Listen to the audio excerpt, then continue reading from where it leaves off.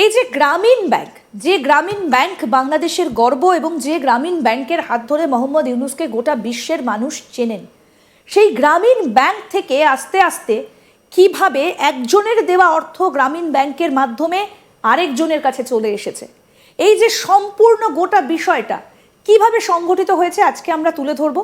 শুরুতে আপনার কাছে জানতে চাইবো যে এর শুরুয়াতটা কবে হয়েছিল, কিভাবে হয়েছিল। রাইট, আপনাকে অনেক ধন্যবাদ। প্রথমে আমার মনে হয় আপনার দর্শকদের জন্য একটা ইনফরমেশন দিয়ে রাখা ভালো যে একটা পারসেপশন গ্রো করেছে, যেটা হচ্ছে গ্রামীণ ব্যাংকটা হচ্ছে মোহাম্মদ ইউনূসের নিজের তৈরি করা ব্যাংক এবং এটা তিনি ওন করেন। অনেক মানুষ কিন্তু এটা জানেন, কারণ নামটা এমন ভাবে চলে এসছে। এটা বলে রাখা ভালো যে এটা একটি সরকারের প্রতিষ্ঠান, এটা সরকারের ব্যাংক, যদিও এখান থেকে সাবস্ক্রাইব করেছে যারা দরিদ্র এবং ভূমিহীন, এটা মাথায় রাখতে হবে। মোহাম্মদ ইউনূস হচ্ছে এই কোম্পানির একটা দীর্ঘ সময় তিনি এমডি ছিলেন এবং তিনি বেতনভুক্ত একজন কর্মচারী। That's it. একটা ব্যাংকের এমডি যেমন থাকে তেমন। এইটা আগে একটু ক্লিয়ার হয়ে নেওয়া বেটার। আচ্ছা, যেটা হয়েছে ঘটনা যে গ্রামীণ ব্যাংকটা মূলত তাদের যে অর্ডিন্যান্সটা আছে, সেই অর্ডিন্যান্সটা চলে হচ্ছে গ্রামীণ ব্যাংক অর্ডিন্যান্স 1983। এই অর্ডিন্যান্সের মারফত, সেই অর্ডিন্যান্সের আপনার যেই অনুচ্ছেদ আছে 20-21 অনুচ্ছেদ, যেটা আমরা যদি লক্ষ্য করি তাহলে আমরা দেখতে পাই যেখানে পরিষ্কার করে লেখা আছে যে গ্রামীণ ব্যাংক শুধুমাত্র লোন দেবে বা চলবে সেটা হচ্ছে ভূমিহীন দরিদ্র যারা আছে, যাদের একদম কপর্দক্ষিণ, তাদের জন্য। এখন এই ব্যাংকটিতে আপনার প্রচুর বিদেশি অনুদান আসে। এই বিদেশি অনুদান কারা পাঠায়? যেমন ইউএসএআইডি পাঠায়, সিডা পাঠায়। সিডা আবার কানাডা শাখা আছে, সিডা আবার সুইডেন শাখা আছে, আর নরওয়ের একটা অর্গানাইজেশন আছে নোরাড। এছাড়া পৃথিবীর বিভিন্ন দাতা গোষ্ঠী ছোট ছোট ঋণ পাঠায়, কিংবা কোনো দাতা গোষ্ঠী ঋণ দেয় কিন্তু খুবই সহজ শর্তে ঋণ দেয়। এখন এই টাকাটা যখন দেওয়া হচ্ছে, কাকে দেওয়া হচ্ছে? এটা তো কন্ট্রাক্ট হচ্ছে, তাই না? এটা তো একটা ডকুমেন্টস আছে। দেওয়া হচ্ছে গ্রামীণ ব্যাংককে। কেন দেওয়া হচ্ছে? একটা পারপাস দিয়ে বলা হচ্ছে যে গ্রামীণ ব্যাংক এই জায়গাতে এটা খরচ করবে। আপনি নিশ্চয়ই এটা অবগত আছেন, যখনই কোনো দাতা গোষ্ঠী টাকা দেয় তখন সেখানে তাদের একটা স্পেসিফিক ডিমান্ড থাকে যে আমরা এই অর্থটা দিচ্ছি দরিদ্র শিশুদের জন্য, কিংবা আমরা অর্থটা দিচ্ছি ভূমিহীনদের জন্য, আমরা অর্থটা দিচ্ছি নারীদের জন্য, এরকম বলে দেওয়া থাকে, কিংবা একটা জেনারেলও বলে দেওয়া থাকতে পারে। কিন্তু মোহাম্মদ ইউনূস করলো কি? সে একটা কোম্পানি খুলে বসলো, নাম হচ্ছে গ্রামীণ কল্যাণ। আমি একদম এই জায়গাটায় আসবো। আমি বলবো পিডিএফ ফাইলগুলো দেখানোর জন্য, যে একটা রিপোর্ট, এই সংক্রান্ত একটা রিপোর্ট আমাদের কাছে এসেছে। আমি সেই রিপোর্টটা একই সঙ্গে দেখাবো এবং তার সঙ্গে দাদা আমি একটু আপনার কাছে জানবো এই যে আর্থিক অনিয়ম সংক্রান্ত এই যে প্রতিবেদন, এটা কার তৈরি করা এই প্রতিবেদনটা? এইটা আসলে বাংলাদেশের জাতীয় গোয়েন্দা সংস্থার তৈরি করা প্রতিবেদন। এটা আমার কাছে বিভিন্নভাবে এসেছে।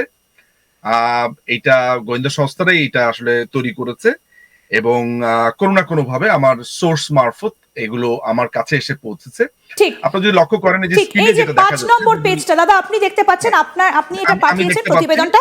এই যে আপনি যে ফান্ডের কথাটা বলছেন সেটা এখানে উল্লেখ করা আছে। হ্যাঁ, একদম একদম একদম।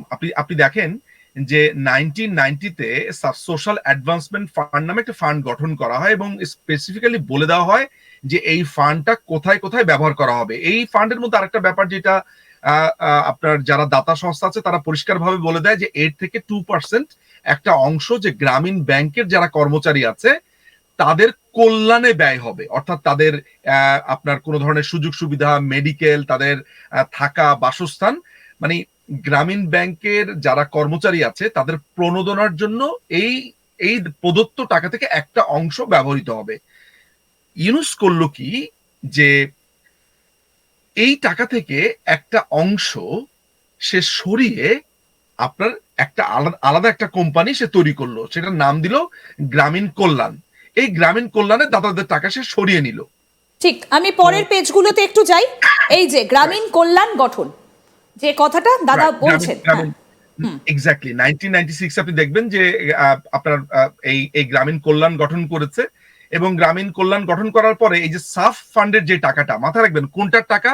ওই যে দাতা গোষ্ঠী যে তারা বলছে যে তোমরা যেই টাকাটা তোমাদেরকে দিচ্ছি সেই টাকার একটা এই অংশটুকু তোমরা গ্রামীণ যারা আপনার যারা কর্মচারী আছে তাদের কল্যাণের জন্য ব্যয় করবে, কিন্তু আলাদা করে কোম্পানি খুলে কিন্তু ব্যয় করতে বলেনি।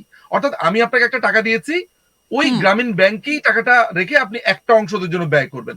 হ্যাঁ ডক্টর মোহাম্মদ ইউনূস করলেন কি, হুম, তিনি একটা আলাদা কোম্পানি গঠন করে ফেললেন, তার নাম দিয়েছেন গ্রামীণ কল্যাণ। ঠিক। গ্রামীণ কল্যাণ হ্যাঁ গঠন করে ওই টাকাটা তিনি আবার সেটা দিয়ে আপনার আরেকটা কোম্পানি গঠন করলেন, তার নাম হচ্ছে গ্রামীণ টেলিকম। অর্থাৎ প্রথমে গ্রামীণ ব্যাংক থেকে গ্রামীণ কল্যাণ, গ্রামীণ কল্যাণ আমরা থেকে সেইটা গ্রামীণ দেখাচ্ছি দাদা। নিঝুম মজুমদার বাংলা বিশিষ্ট আইনজীবী বাংলাদেশের, তিনি আমাদের যে তথ্যগুলো পাঠিয়েছেন সেই তথ্যগুলো আমরা একই সঙ্গে তুলে ধরার চেষ্টা করছি। দাদা আপনি যেটা বলছেন গ্রামীণ কল্যাণ গঠন, সেটা কিন্তু এই রিপোর্টে রয়েছে। তারপরে আপনি যেটা বলছেন পরের পেজে কি কি রয়েছে, এই যে এইখানে এই মেমোরেন্ডামটা যে রয়েছে। চুক্তিগুলো এখানে আছে, হ্যাঁ এখানে পরিষ্কারভাবে চুক্তিগুলো যেটা আছে সেটা হচ্ছে যে তিনি এই টাকাগুলো দিয়ে কি করবেন, কোথায় খরচ করতে পারবেন না করতে পারবেন, এগুলো একদম আপনারা দেখেন যে হলুদ চিহ্নিত স্থানগুলোতে হুম টার্মস এন্ড কন্ডিশন গুলো আছে। তো মানে মোহাম্মদ ইউনূস কিভাবে অনিয়মগুলো করেছেন, কিভাবে তার এই চৌর্যবৃত্তি চুরিগুলো যেভাবে করেছেন, হ্যাঁ সেটা হচ্ছে যে যখন এটা এই টাকাটা নিয়ে তিনি অন্য ব্যবসায় খাটানো শুরু করলেন। অর্থাৎ কোন ফোনের, যেমন গ্রামীণ ফোনের শেয়ার কেনা, তারপর অন্য একটা জায়গাতে বিনিয়োগ।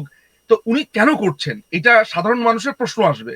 গ্রামীণ ব্যাংকে বসে তিনি অনেক কিছু করতে পারেন না, যেহেতু গ্রামীণ ব্যাংকের একজন এমডি। তো হুম উনি যখন অন্য একটা কোম্পানি খুলে সেই কোম্পানির চেয়ারম্যান হবে, সেটার রুলসও তিনি নিজেরটা নিজে সেট করছেন। তার একটা বড় ফ্রিডম থেকে যাচ্ছে, ওইখান থেকে তার ইচ্ছে মতো টাকাগুলোকে লোপাট করবার এই যে জন্য। কত টাকা সেই হিসেবটাও এখানে রয়েছে, আপনারা নিশ্চয়ই দেখতে একদম। পাচ্ছেন অ্যামাউন্টটা। আমি আরো একবার স্ক্রিনে আনতে বলবো যে গ্রামীণ ব্যাংক থেকে গ্রামীণ কল্যাণে প্রদত্ত মোট অর্থের পরিমাণ 69.82 কোটি টাকা, মানে বিশাল একটা অঙ্ক। এবং আপনি আবার সময়টা একটু লক্ষ্য করবেন, 1996 এ যদি 70 কোটি টাকা, ঠিক হুম এখন কত টাকা হবে বাংলাদেশের হিসাবে? আপনার এখন এটা মনে হয় প্রায় 200 কোটি টাকা বা 150 কোটি টাকার মতো, মানে এইটার মূল্যমানটা হবে, মানে আপনি যদি ওই সময়টার সাথে তুলনা করেন। আপনি ঠিক। লক্ষ্য করে দেখেন যে এখানে এখন আরেকটা ব্যাপার আছে কিন্তু এখানে। হ্যাঁ এইখানে গ্রামীণ কল্যাণে প্রদত্ত মোট অর্থের পরিমাণ যে এটা কিন্তু পরবর্তী সময় আরো বেড়েছে, থেমে থাকেনি। হুম কিন্তু সেটা কিভাবে, সেটা হুম একটু আমি আপনাকে বলি। বলুন। হ্যাঁ এই যে সে আপনার কোন ধরনের কন্ট্রাক্টটাকে ব্রিচ করে দাতাদের টাকা যে সে নিয়ে গেল গ্রামীণ কল্যাণে, গ্রামীণ ব্যাংকের টাকা গ্রামীণ কল্যাণে নিল, এটার জন্য তো একটা আইন থাকতে হবে যে আমি গ্রামীণ ব্যাংকের টাকা অন্য একটা কোম্পানিতে নিতে পারবো কিনা। সেটা তিনি পারবেন না। তো এটা ধরা খেয়ে গেল। নরওয়ের একটা দাতা প্রতিষ্ঠান নোরাড, তারা ব্যাপারটা ধরে ফেললেন। কেমন? তারা 2 দফাতে অনুদানের 347 কোটি টাকা গ্রামে, তার মানে নোরাডের 347 কোটি টাকা তিনি ট্রান্সফার করেছেন। ওইখানে শুধু 69 কোটি টাকা আপনার ভাবলে হবে না।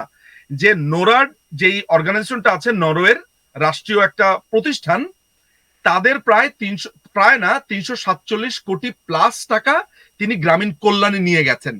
নোরাড খুবই আপত্তি জানালো যে আমরা এই টাকাটা দিয়েছি গ্রামীণ ব্যাংককে, আপনি এই টাকাটা আলাদা একটা কোম্পানি খুলে হুম সেখানে কেন নিয়ে গেলেন?